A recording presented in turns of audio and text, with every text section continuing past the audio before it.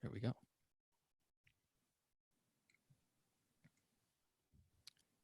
Welcome to Red Pill Nation. I'm Scott Veritas, and today I have my first guest ever on the show, Gracie West. Gracie is an author, a YouTuber, and an apostate of the social justice cult we've all come to know and loathe.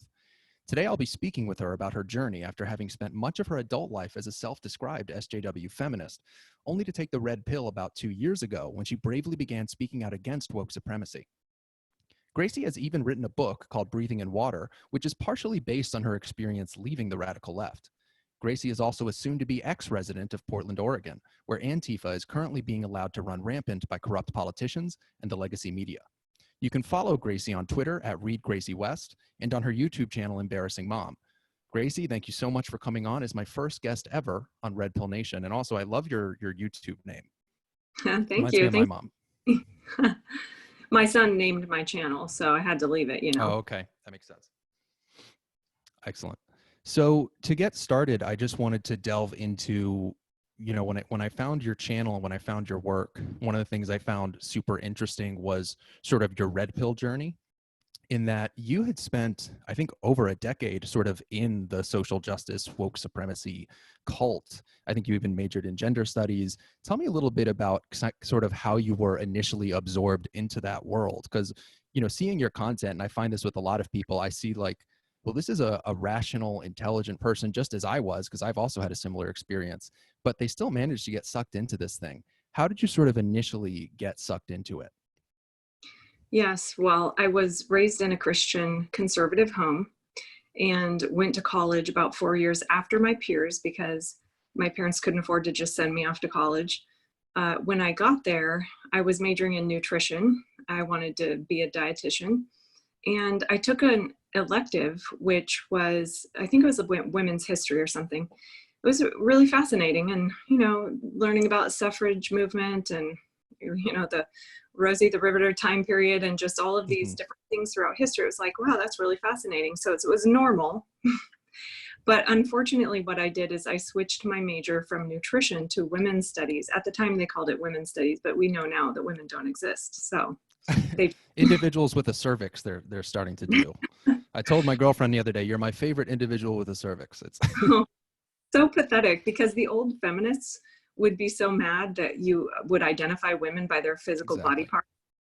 Anyway, so yeah, feminism has changed for sure. But so yeah, I switched my major foolishly, and the classes got weirder, of course. But here's how I think I got sort of wrapped up into this cult-like following.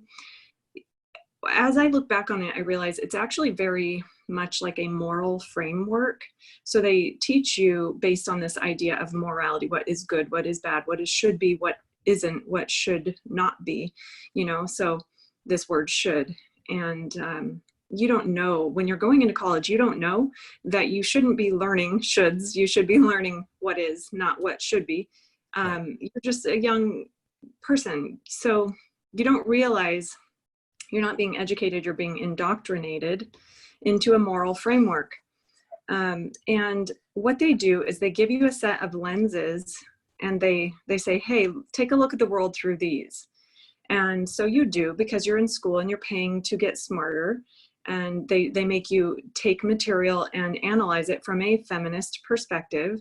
And so it doesn't matter if it's a song, it doesn't matter if it's a movie, it doesn't matter if it's like Shakespeare.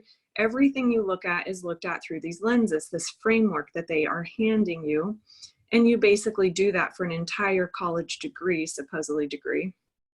And by the time you're done, you walk away with this certain set of lenses that you see the world through. Now, have you ever bought a new car, and when you drive down the street, you just keep seeing that car? Mm-hmm. Yeah, it's called confirmation bias, because if you're, so you kind of see what you're expecting to see. And that's what these lenses are. They're like, hey, sexism exists. Here it is over here, and here it is over there, and here it probably is, even though they're not being explicit. So once you put on these glasses, you look around the world and you see through that framework. Everything you see is in that narrative, the oppressed versus oppressor. So, you leave thinking you're an educated person, but actually you're indoctrinated. Now, as a Christian, I ended up going to this sort of liberal Christian church where that SJW ideology had also sort of infiltrated this church. And so I thought, you know, these were just Christian slash, it was all mixed up moral, you know, it was all moral stuff. But I ended up detangling the faith before I red pilled. I ended up detangling my faith from this SJW way of being. Interestingly, I sort of realized that, wait a minute, my church is basically saying everything that my college was saying, but they just add the word God. And I kind of recognized that before I red pilled. I left the church before I left this ideology. And it was because I had originally knew there was a difference between this original Christian faith that I had heard about and the one that I was kind of going to church and hearing about. Because I thought, the one I'm going to church and hearing about sounds a lot more like my women's studies classes than it does original Christian faith. So I ended up leaving that context, which is good because it actually gave me the chance to not have my confirmation bias repeated every 7 days with a community that said, yes, this is the moral framework that is accurate. So I had left that church and I wasn't going to any other ones when I was red pilling. That process was kind of interesting. It happened after Trump was elected. I would say that he really initiated that change without meaning to, obviously. I had to wake up and say, okay, what's going on? He felt like a bucket of ice cold water on my sleeping face is what it was. Because my whole context was telling me, don't worry, he won't be elected. Everything's fine. And so when he was elected, so when he was elected, I had to sit up and go, whoa, whoa, whoa, what happened? Because what you want to know what you had wrong. I had a very similar experience in 2016. I was like a big hardcore Democrat in the college Democrats, a big leader. And the whole time I'm just like, Hillary's going to win. Hillary's going to win. All the media is telling me this. All of my colleagues are telling me this. And then his loss, I think for you and myself and for a lot of people made us go, well, it sort of made people have two different reactions in that there were people who just got more sort of like hardened of just like, Trump is a white supremacist. Now he's in office. Now we have to fight back with everything we've got. But then there were some of us, like you're kind of saying, who actually had a little spark of curiosity. There were sort of these two different reactions. But please continue. I mean, like I'm curious about sort of your process with that after that event, because I definitely can relate to that. And I think a lot of people can. Well, I think you're exactly right when you say curiosity, because my echo chamber said, you know what it is? It's just half the country's racist. And the logical part of my brain said, wait a minute. We just had 2 terms of Obama. How racist could half the country really be? So it seemed, I thought it was possible because I still lived in that realm of, that whole ideology. So racism doesn't have to be explicit. It can just be that you don't realize you're racist, but actually you're just white, so you are. Like I still operated in that brain. And so I thought, well, it's possible that half the country has this implicit bias, but some of them had to have voted for Obama and now they're voting for Trump. So I think it's I think it's unlikely that they have some subconscious unbiased is what they call it. And I thought, well, what I'll do is sort of listen to some people who did vote for him. I won't listen to the white people because clearly they're racist. That's just like, duh, that's how I thought. And I started listening to Black people that voted for him, Hispanics, gay people, etc. And I was sort of like, whoa, this is weird. And they were saying things I'd never heard of. They actually were talking about policy stuff. And I was like, man, I feel like I don't know much about politics. And that's the irony of this ideology, is that it tells you who to vote for. It tells you who is correct, but it never gives you really good reasons why, except for moral. Okay. So it's just good because it's kind and it's not hateful and it wants equality, etc. So there's all of these like moral implications or assumptions about this particular way of voting. And if you're not a very politically minded person, which a lot of people aren't, especially if you're in women's studies and you're not getting your degree in poli-sci, you just are learning, you're learning what they want you to learn, but they're not giving you the material to make the decision for yourself. So yeah, I looked into it. I was curious. I thought, it's possible half the nation is racist, but maybe not. And so as I looked into it, I started to think about actual policies. People were saying things like, you know, the cities and the locations, the states that are Democratic run have the most poverty, and they're the most violence and the most crime. And it's always been that way. It's not new. And I thought, oh, well, I better look into that. That's weird. All of a So sudden there's data and facts, because what you were saying before is all you're getting is rhetoric. All you get initially from your gender studies professor, from your black studies professor, from the activists, from the Democratic media elites, is this sort of moral rhetoric about like there's Antifa and then there's fascist, there's oppressor and oppressed, there's sexist and then there's feminist, and there's no in between. You're not actually getting any data to support. And if you do, it's the thing like, you know, women make 77 cents on the dollar, or I'm sure you heard a lot of, what is it? yeah. Like 1 out of 4 women is raped on a college campus, which I'm sure you're familiar with. Christina Hoff Sommers and others, they've debunked all of that. So the statistics you get are all bunk, the facts you get are all bunk, but you're getting all this rhetoric. And all of a sudden it sounds like, and we've all had this experience, I did too, you get the data and you go, Yeah. Whoa, like these are facts. Yeah. And, you know, I liked Christine Hoff Sommers' facts because she explains to you, you know, here's the statistic you've heard and here's how they came up with it. And it's like, oh, nobody ever told me how they came up with it. They just told me, here's the statistic, memorize it, repeat after me, and then go preach this message. They never told you how they got that and how you could get the data more accurately. And, you know, like I said, you're not an educated person. You're not getting your degree in statistics. You're not getting your degree in poli-sci. You are getting your degree in this ambiguous thing called women's studies, where they tell you that women are super disempowered and they don't make a lot of money. And then they ironically send you into the world with a meaningless, useless degree. And if, you know, this, you can't see through it when you're young. Well, you grow up a little and you start having kids and you just repeat the mantra because you have this way of seeing through the world, right? But when you start to wake up, you start to see, okay, I was told women are not equal. And if you are a feminist and if you believe in this feminist stuff, the world will get better. It'll get more equal.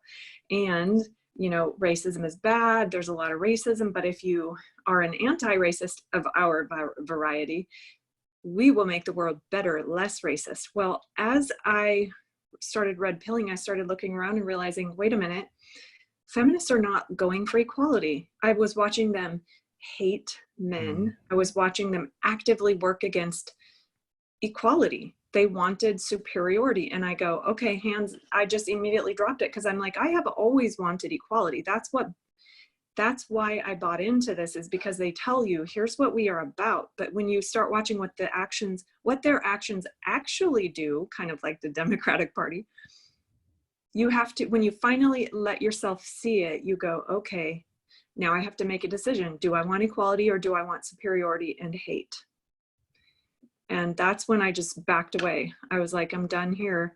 And it's very scary because when you let go of your worldview and what people have been telling you is the right way to see the world, it's very scary. You're very disoriented. Life kind of flips upside down. Your dearest friends of 20 years who have held you when you cried, they want nothing to do with you. And it's devastating. So, but it's worth it. I like to say the truth is always worth it. Absolutely. There's so much there in your story that I think a lot of people are going to be able to relate to, and that I know I can relate to. The vitriol that you'll get from people that you really thought were very close friends is pretty incredible. And then even more frustrating is when you are able to at least engage in some kind of debate with them, is how you try to make like a factual or data-driven point, and there's just this wall. Like they'll just sort of say like, no, well, that's not true. Those statistics must be false or whatever. And it's very, very frustrating. Tell me a little bit about sort of that process of, you know, like how soon in your sort of red pill journey were you starting to sort of reach out to other people, or maybe try to sort of go up to other people and being like, hey, I've been looking at some stuff or hearing some things. Have you ever looked at this? What was that process like where you maybe tried to talk to friends and family about what you were feeling? Well, it's the same as it is with anyone I've ever heard of, which is the second that you question anything at all about the ideology, even question, you're not saying, I believe in right-wing authoritarian. You're not saying you're a racist. You're not saying anything explicitly. You're not saying, I don't believe in the Democrats or their policies. You're not saying any of that. You're just saying, hey, I heard this thing about the wage gap, and you know how they calculate it is like this. And when you think about it, they should be calculating it like that. And when they do, that's not the right story. And you question one little thing like that, and they just shut you down. They just will not have that conversation. They refuse to have that conversation. If they are truly indoctrinated, they will not have that conversation with you. They get really upset and they just say, I don't want to talk about this with you. And they act like you're really harassing them. That alone really kind of makes you step back further and go, okay, what's going on? Because they're reacting very strongly to a legitimate, rational question. And I'm not saying I'm not a feminist. I'm not saying I don't believe that there is sexism. I'm not saying that there is no patriarchy, although I am saying all of that right now. But, at the time you're just saying, I just have this one question, and they just refuse to have that conversation with you. So it makes you step back further and say, okay, why are they refusing? And so the more you ask, the more you question, the more they shut you down and the more you want to ask. So they become people you can't have those conversations with. Well, guess who you can have those conversations with? Conservatives. And they're more than happy to. They're thrilled, as a matter of fact. And turns out they actually have a lot of information about how they come up with their own ideas, and they're willing to talk about it. They're not just, and then I started realizing this other side that I had been a part of. They're not thinking very deeply about it. They just, if you've had a conversation with one of them, you've had a conversation with all of them. They say the same thing. They are the ideology. There really is this thing where you notice, like, oh, I'm talking to like robots. Like eventually you have this weird moment where you're like, they all say the same exact thing. There's no individuality. And you realize, in the words of Jordan Peterson, they're a mouthpiece for the ideology, and they've lost their individuality. And it's very scary the closer you are to the person, because all of a sudden you feel this loss. Because some people, you can actually watch them go from relatively reasonable to being indoctrinated. And that's been one of my experiences. Have you sort of, in your experience, was it you were going to a lot of people who sort of had been in the world for a long time and they were indoctrinated for quite a while? Or is there anyone in your life, a friend perhaps, that you actually had that was a little bit more reasonable, a little bit more moderate, and you've actually seen them kind of go off the deep end as things have progressed? Because I've noticed that that's one thing that gets really scary, is when you had someone who was more reasonable, and then all of the propaganda these days, especially with Black Lives Matter, is actually moving them. Right. And I think that's true, actually. I think there are people who are motivated to radicalize and go into this movement of Trump is not my president versus why is he my president, and try to find out.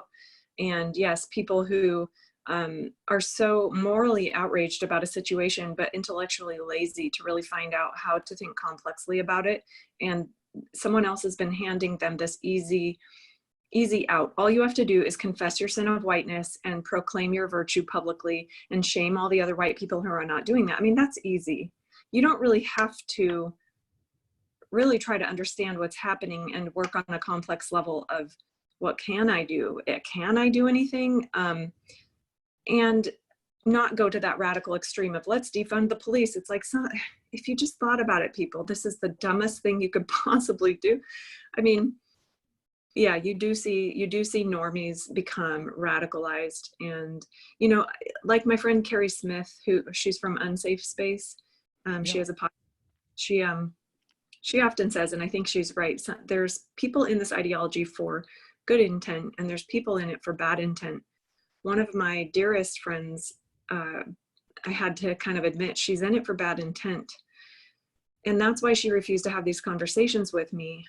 She taught gender studies. She was economically reliant on this philosophy. But more than that, she's a personality that is grieved. It fits her. Everything is someone else's fault. She likes to be just other people. And I realized that this is not convenient for her best friend to be questioning this on any level for her at all. To say, what if what you're teaching is harmful? And by the way, you might have to take responsibility for yourself. I mean, none of that is something she wanted to hear.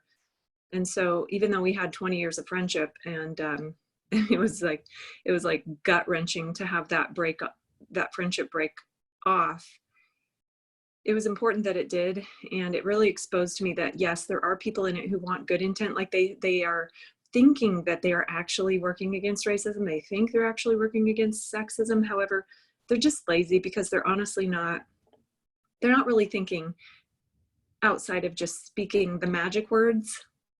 They're not really doing anything about these real issues. Yeah, and the only thing they want to do, like you were saying, is the easy thing. It's the thing that they have always kind of wanted, which is a lot of people, I feel like even outside of the realm of politics, there's this thing that we're taught these days in the sort of victimhood culture, which I think sort of predates woke supremacy over the course of the past few years. You're sort of taught to want to be a victim and to use victimhood as kind of a virtue or sort of currency. And so people inherently, and I think everyone feels this, you even see it with white males a little bit in sort of the incel culture, things like that. People just want so badly to go to a place where, as you said, they can blame all their problems on other people. This idea of, I want to get back to this idea of the people with bad intent versus good intent, because I think that's really, really important in addressing sort of the process of being red pilled and the people you might encounter, the people you might find yourself in debates with. You know, as far as I sort of see it, and I'm curious how you see it, basically, I always said on my previous show, my previous podcast, that there's kind of two concentric circles of woke supremacy. And at the very, very center are really nefarious, insane people. I mean, there's people who just, they want to flip the reins of oppression, in the words of Brett Weinstein.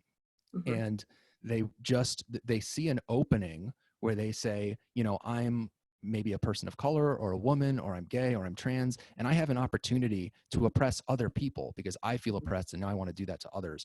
And a lot of these people are in the media, a lot of these people are in academia, and they sort of know deep down that they're looking forward to a day where they get to oppress others. That's the center of it all. Those are the people you see in Antifa, you know, hitting cops. These are the bads, the people that really, really, there's very little you can do. And then there's sort of this second concentric circle of people who aren't at that level. They believe the propaganda. And that's the problem. It's just that they just believe that this is actually about equality, and this is actually about, you know, correcting past wrongs in America's history, but that surely there will never be any oppression of, as you were saying before, any negativity towards men replacing what was originally feminism, or negativity towards white people that replaces what was originally anti-racism. At this point, it's sort of like one is a Trojan horse for the other, unfortunately. I mean, I don't even call myself a feminist, or even though obviously I believe in equality for women, I don't even call myself an anti-racist, even though obviously I believe in equality of the races, because the terms are loaded with that bad intent, but people don't realize it. Those are the people with good intent. What's kind of your experience with that? I mean, you were talking about it a little bit, but how do you sort of see those differences, and what do you think the potential is to sort of maybe deprogram some people in those two circles? Do you think there's any hope for either? Do you think there's maybe hope for that second group but not the first group? What are your thoughts there? Well, I don't think there's hope for narcissists, and that's what we're working with when it comes to people with bad intent. Those are people who actually don't care if somebody's hurting. They just want to dominate, and they want to get what they want. So those are the people who are in it for bad intent. They do see an opportunity for power, and that is what they're going after. And you know it because they can't stop saying the word power. They talk about power all day. And they're usually saying you have power and trying to make people feel guilty, gaslighting them. I mean, telling poor white people that they're more powerful than a black rich person. That's just crazy making. This ideology, once you can get normies to swallow it and repeat it and become your mouthpieces, it's hard to get those normies off that path because, like I said, they're in it for good intent, and they think that repeating these things and being a mouthpiece for the woke supremacy is going to bring in some utopia of equality, when actually it's bringing in a utopia of switching the reins of oppression, like Brett Weinstein says. It is going to provide a platform of power for a different kind of human. It's not eradicating the idea that people shouldn't dominate other people in a free society. So, you know, and then some of these normies are, like I said, they're a little bit like champagne socialist types, where it's so convenient to just go to a party and talk about your socialist policies. But it's very convenient when you don't have to live in a socialist country. So that's the same thing we're working with when it comes to, these champagne SJWs who they haven't been trained formally in the theory, like critical theory, critical race theory, to critical gender theory. And that's an academic, I use that word lightly. It's a theory that is being used in academic circles, especially in grievance studies, as Peter Boghossian calls them, women's studies, gender studies, all of these different things that end with studies. That theory is an underlying framework that you only really understand if you've been educated formally in these grievance studies. But the normies, they aren't seeing this underlying structure. And the underlying structure of this philosophy openly embraces subjectivism in research. So you are rejecting the idea that you can be objective. So they assume that all the knowledge that science has accumulated is biased because white men. The majority came from white men. And they don't like white men. They're resentful. They hate that type. So they decide those theories, all the knowledge that came from them is bad, therefore, because white men are bad. Well, see, if you're a normie, you don't recognize that this is what's going on. You don't realize the underlying structure is built to switch that script. They say, put your agenda, put your ethical agenda up at the front, and then work from there. So here's my agenda. I want liberation for women. That's assuming there isn't any. I want liberation for women. And there's my upfront ethical goal. You put it in your theory. Very much begging the question. Yeah. And then you build your research around this goal. So you're embracing this subjectivism because you assume all of this research is obviously subjective anyway. And they just accept it. But and then they build all of these ideas like white privilege and white splaining and white fragility and all this whiteness. It's a philosophy of hate toward a certain skin color, toward a certain sex, toward a certain religion. And the goal is to destroy it. They say that. They say we are going to deconstruct. And that's why it goes hand in hand with socialism, because socialism has to deconstruct capitalism if it's going to be implemented. And that's why you hear people in the street calling for revolution, because there is no way to get rid of capitalism without a revolution. Yeah.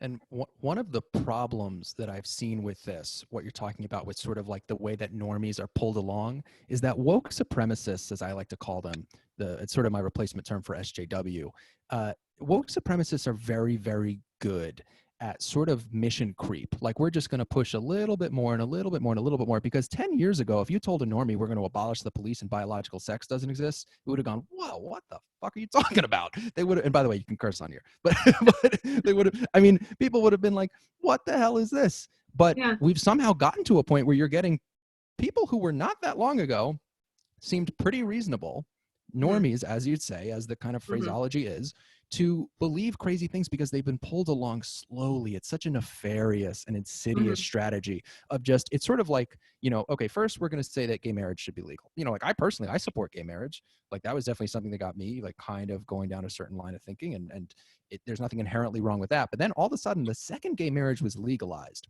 it became, now we're going to talk about trans stuff. And now we're going to start using these pronouns, and you're not allowed to not use the pronouns. And one of the things that I think sort of plays into this mission creep situation is that every once in a while there's a moment where the woke supremacists actually kind of overplay their hand, and all of a sudden there's a glitch in the matrix. And that is part of what, and this is a good transition to another thing I want to talk about, which is just everything that's going on lately. There are moments where they overreact and they do something so crazy that the mainstream media sometimes can't help but cover the situation. Although they'll even, they didn't even cover Evergreen College, but sometimes they just have to cover. Like what happened at UC Berkeley was my red pill moment with Miley Yiannopoulos. And the mainstream media had to cover that because a college was on fire. With BLM, there are all these riots. There are sort of these glitches in the matrix that happen because if you sort of prod the woke supremacist cult just right, they freak out and they do something way over the top, and it red pills people. People have a red pill moment. I had mine with UC Berkeley. You had yours really with Trump's election. Because Trump's election. Well, he initiated my questioning, but let me tell you, Evergreen was my red pill moment. It was one for a lot of people. That moment where I just dropped everything I knew. Yeah. That was That was a big one for me. I had been going down that road, and when I saw that, that's when I started like going to other people. I started saying like, you've got to see these videos out of this place in Washington. And now, of course, in Seattle, they're trying to get rid of the police department. It's a disaster over there. But I wanted to ask about the current moment that we're in, now that we know a little bit about kind of your perspective and where you're coming from. And I think you might have some really interesting things to say about what I've sort of referred to as, other than maybe Trump's election, and also perhaps maybe if you sort of were to say the sum total of all the campus unrest, whether it's UC Berkeley or Middlebury and Evergreen, those two things aside, this moment we're going through right now with Black Lives Matter and cancel culture, sort of the combination of the two, is, I think, possibly the biggest red pill moment. I think there's an argument to be made that it's bigger than even the campus unrest in 2017 or Trump's election, just because things have gone so off the rails. Do you have any optimism? Like, basically, are you more pessimistic at this time because you see woke supremacy revving up and seemingly throwing us inevitably into a huge escalation of the culture war, hopefully not into a physical confrontation, but we're seeing Antifa get into plenty of physical confrontations? Or are you maybe a little optimistic in that people are waking up just because it's gotten so crazy and they can't help but see? I mean, you see somebody like Matt Taibbi or Matt Yglesias, you see a couple people sort of coming along that weren't really quite there. How optimistic or pessimistic has been sort of your view of the past few months in that regard? I feel like it's still wait and see. I do think you're right that people are being red pilled by the extremism. However, not enough as far as I know. And that is because a lot of people in my Facebook feed, my social media is filled with a lot of liberal people, normie liberals, but a lot of indoctrinated people from academia, both Christians and non. But the ones that I think are being red pilled aren't really speaking up, and it could be that I just don't see. It's the people that are mouthpieces or even in it for bad intent that are doing a lot of the vocalizing. So, but they kind of they sort of demonstrate for you if you engage in the comments of and argue or have these fights or whatever. I don't really enjoy doing that, but I will engage sometimes because they expose themselves for what they are, which is revenge, hateful, that kind of stuff. And I think there's people listening that are not saying anything, and those people are probably getting red pilled slowly, and who knows, quickly. They're just not willing to risk everything. And it's risky to speak up because you lose your whole world, you lose your friendships, you could lose your job. I mean, it's not an easy thing to speak up. And so I think there's hope because not everybody's going to be brave, but I think we're at a point where without the grace of God, I don't see a lot of hope, but I also believe in the grace of God. So I pray and we'll see, as far as Antifa and the violence in the street goes, in university, these radical professors who I was trained under, they'll explicitly say things like, we could, we need a revolution in this country. Socialism is better. It's moral. Capitalism is immoral. Communism might even be fine, really. I mean, and they don't teach you the history of these things. If someone points out that they haven't worked out so far, the professor says it's never been tried. They might say things like, it might take getting blood in the streets to have a revolution, but the goal is obviously revolution. And so you've got generations of kids being radicalized in academia. I call them the high priests of academia that are pushing this woke religion on. And think about it, okay? Last century, Christianity got displaced from the center of social life. I used to think, oh, well, who cares? Because I'm not I'm not into theocracy, like Islam becoming the religious state, that's the goal. Well, I don't think we need Christendom as our political system. But then as humans, we need this moral code, right? We need this moral sort of framework. But when you kind of push the one that's always been there, the one that built the structure of society out, there's a void. And so another one replaces it. And I don't think people recognize that that's what's gone on. That's what's happening. And so when somebody thinks they are righteous, that's when they're dangerous. When they believe that they are good and what they believe is for the betterment, then their actions can be justified. So these people who are in the streets, they actually operate as with a moral framework.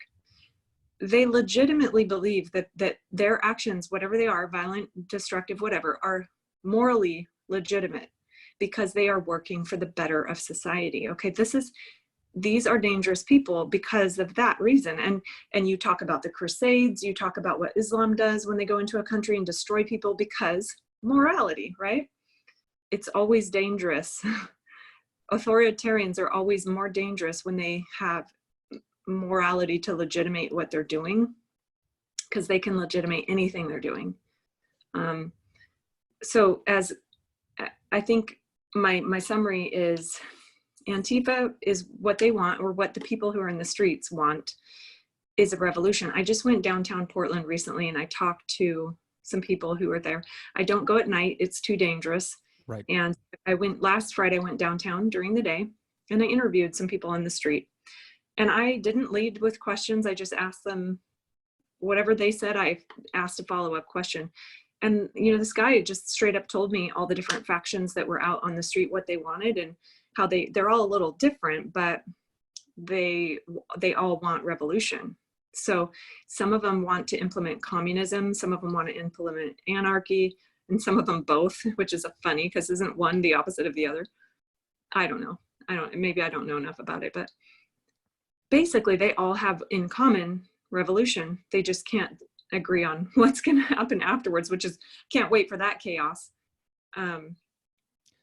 Well, I'm so glad you mentioned before, you sort of brought religion and Christianity into it, because it reminded me of the fact that one of the things these groups all have in common is this religious devotion to the idea of intersectionality. And, Douglas Murray has this sort of replacement theory thing, which is something I've also felt for a while, which is that what you mentioned before, which is the weakening of Christianity as an institution in the United States. It sort of made people think like, oh, well, I'm just going to eschew religion. And I have to say, I'm actually not particularly religious myself. I was sort of part of the new atheist clan for a while. I've been following Sam Harris for a while and all that.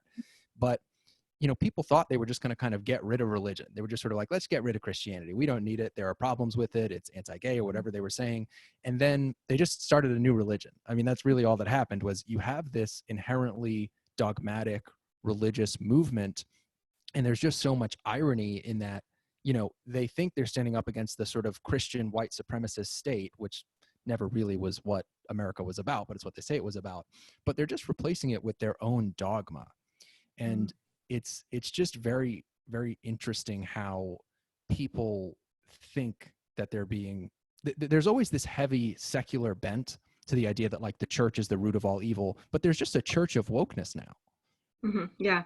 I got a master's degree in the sociology of religion. So that had a little bit more value to my learning as far as education goes. Although I would say it still had its share of indoctrination, because I wrote my thesis on evangelical feminism, but and my advisor was also, she's full on high priest of the SJW. So, there's that. But I did learn about human social behavior and sort of innate characteristics, and also how religion works. And so that was beneficial, because what I ended up seeing when I red pilled was that humans are inherently moral. We have an understanding of good and bad. We have an understanding of right and wrong. We don't always agree on it, but some things are universal. Like you don't just kill someone for no reason. I mean, there's certain things that are universal, right? But we have built into us this moral thirst for a framework for the community to have shared moral values, norms, mores, things that we can all, as a community, even if we don't all agree, we all at least have come to some sort of a overarching consensus of this is how we're going to operate, right? And when you've removed Christianity, because it's just seen as it's like a parent, right? It's like, you're so archaic and you're wrong because we've progressed. We know you're backwards. We know you're old. And we're resentful because we can see the ways in which you were wrong has hurt or harmed. And so, yeah, there was this sort of like patricide of killing off our father, but not realizing the implications of doing that. When you kill off the father of your structure, your social structure, good luck keeping your social structure intact. And I think that's where we are. That's very interesting. Yeah, I think, yeah, it's sort of, there was, I forget who said it, but there's sort of this thing where there's sort of a story about somebody who, you know, they don't like the boat that they're in. There's like a hole in the boat. And so they just start hacking away at the boat. And it's just like, wait, but do you have another boat? And it's sort of the story of destroying the Christian underpinnings of the United States. And it's something I've had to re-examine, actually, as I kind of alluded to the fact that I'm an atheist and I was sort of a part of the new atheist movement. And so I want to ask you about, I mean, right now you're a Christian woman, I'm an atheist person, but we have so much in common, just in that we have a common enemy, which is the people who want to tear down the fabric of our society. And you know, I'm sure that there's a lot that we could do together, and there's a lot that a lot of people are doing together. I mean, look at Sam Harris and Jordan Peterson, again, avowed atheist.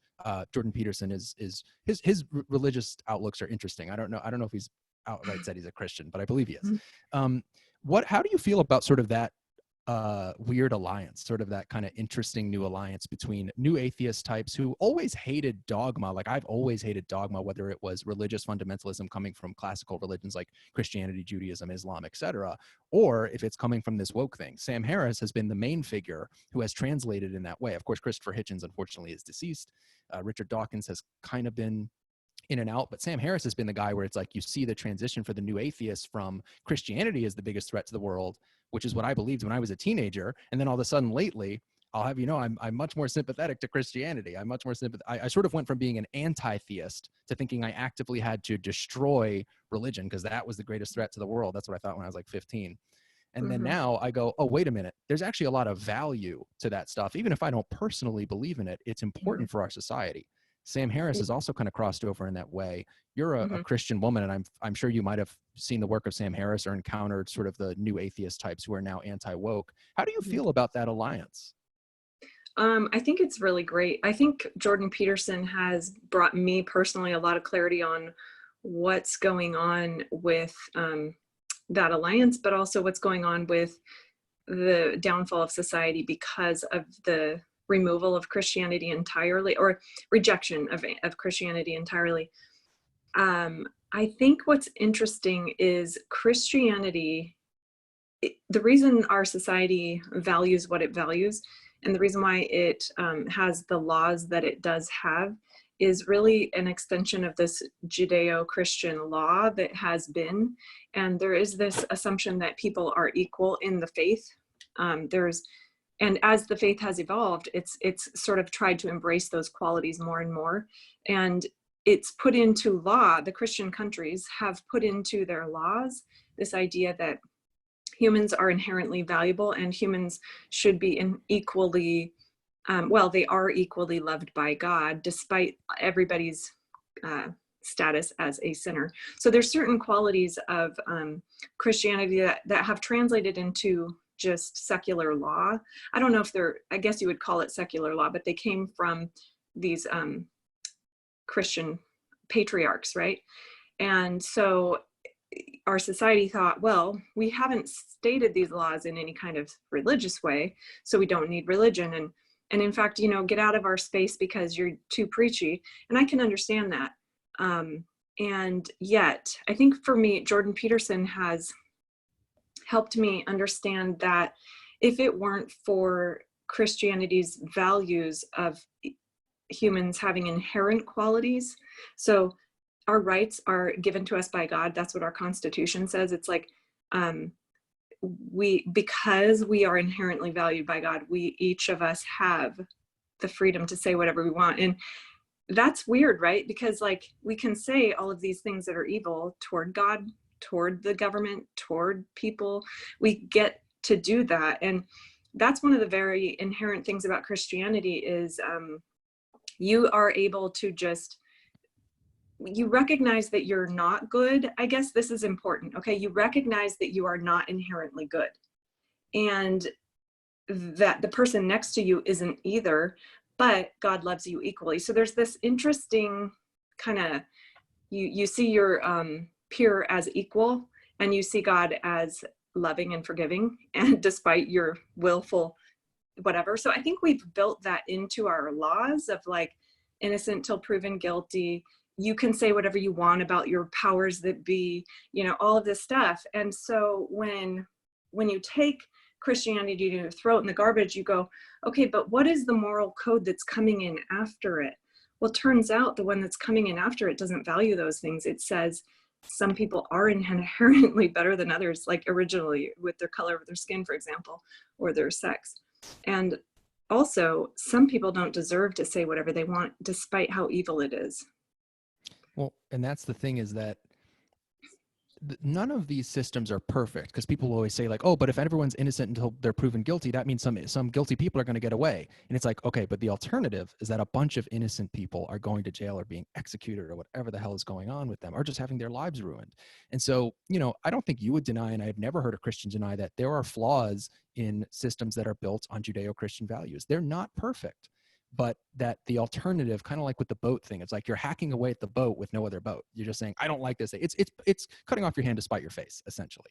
And yeah, we're in a place where it's very difficult to explain to people when they bring up the worst aspects of our society, like somebody who's guilty of rape not going to jail because there just wasn't the evidence to convict, or somebody using their freedom of speech to say truly bigoted, awful things that none of us want to hear. It's so hard to sort of make that connection with people where you explain, hey, look, this system isn't perfect, but the replacement, which we're starting to see being put in place, is a disaster, is so much worse. Like, yeah. And people, and also I think, and this is something I think I know is important to Christianity, so you might appreciate this idea. The lack of gratitude for what we have is astounding. Peterson talks about this as well. And I know this is important in Christianity. In my very limited, I was actually raised Jewish and then became an atheist. So my knowledge of Christianity is not great, but I know gratitude is important. And the thing that shocks me about this stuff often is the notion that we live in this terrible white supremacist, sexist hellhole is so, so far off when you have any kind of historical perspective.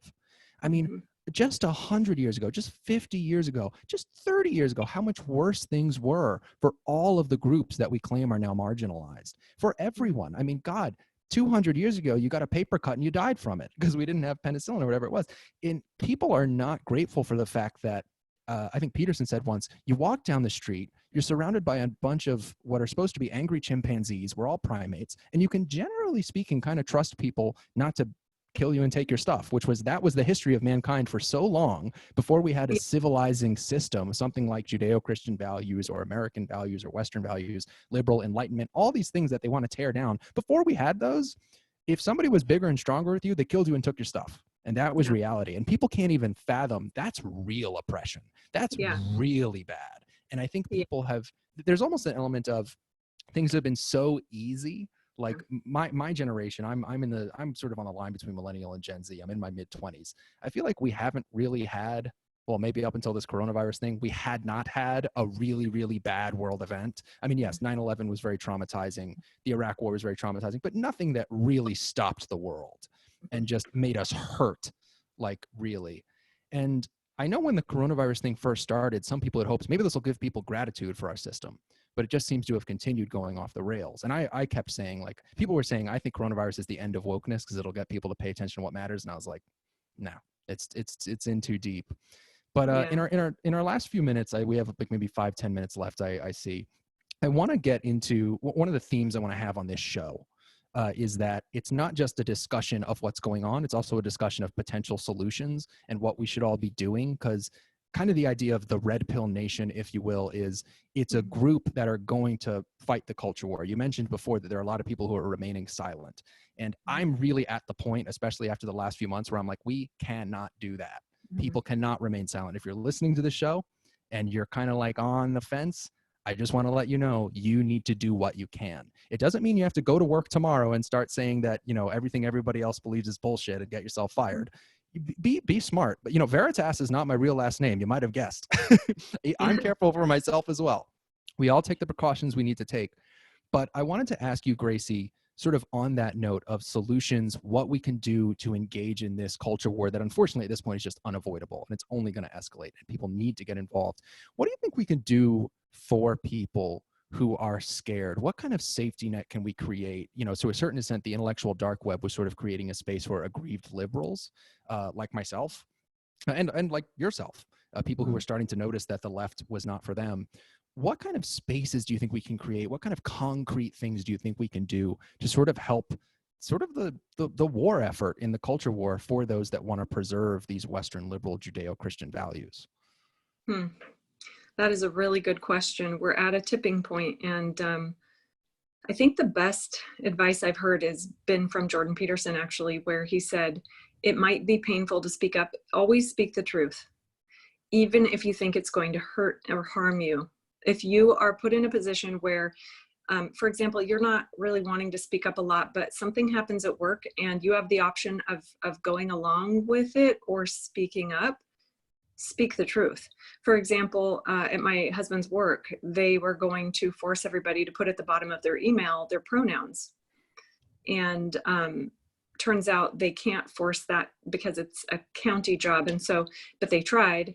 And so he was about to have to make a decision. Am I going to speak the truth, or am I, and possibly lose my job? That's a big deal. He's the primary provider. And so, or am I going to go along with it, which is a lie? It's a lie. I don't believe there's more than two genders or sexes. I'm not even going to use their word anymore, sexes. So, you know, he was going to have to say, me putting my pronouns in my email is like lying that I agree with your theory, which is, I don't. And so I don't want to do that, you know. But this is the kind of thing I think every normie is going to be required to do. You're going to get to a point very soon, if you haven't already, you're going to have to make a decision if you're going to speak the truth or if you're going to lie. And here's the deal. The truth might harm you, but the result of lying or quietness is going to harm you even more in the long run. So you have a choice now. I mean, unfortunately, sometimes our choices are bad or worse. And so I feel like we're at a tipping point where I'm not sure how to create a space where we can go forward with our Judeo-Christian values other than to defend your own personal will to not lie. And I think Jordan is onto something with that about lying. And I always wondered why people were always so upset about lying. Even growing up in a Christian house, my mom couldn't stand lying. She was off the rails. And I never understood, why do people get so upset about lying? And I think I know, after watching Jordan Peterson and really listening to him, I really understand how it warps. He says it warps reality. And it's a betrayal of the self. Mm-hmm. And I think you were kind of alluding to that, is, are you going to betray yourself in this moment where you're either going to have some damn self-respect, you're going to live on your feet or die on your knees.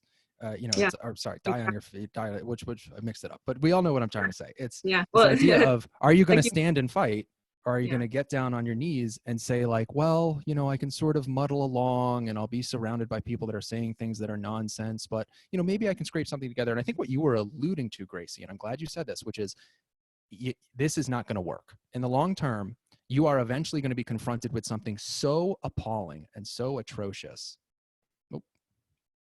Sorry, I thought I lost you for a minute. No problem. I was just saying, you know, you alluded to this idea that people are going to be confronted with something so appalling and so atrocious that, and I think this is happening to some people with the Antifa situation, that they're going to be like, I can't go along with this. And I think it's important for people to, this is an idea that James Lindsay often alludes to. People have to identify their breaking point. And for me, I'll have you know, I have also been in offices where they ask me about the pronoun situation with my email signature. And I usually just kind of like, you know, it's not in there. And I'll just sort of be like, oh yeah, no, I'll get right on that. But I still don't have it. And it's because I don't believe in it. And, you know, it's scary for me. It's scary for everyone, just thinking about what's going to happen when the rubber really hits the road. And it's hard to kind of weasel out of and just kind of like not say anything at all.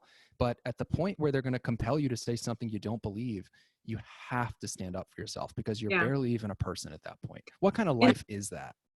In those circumstances, it should be okay for the average person to say, look, I understand if someone feels sensitive about their pronouns and they want to put it in their email so that they can let everybody know they really don't want to be called a certain thing. They actually want to be called this. Like, I get that, and they should do that.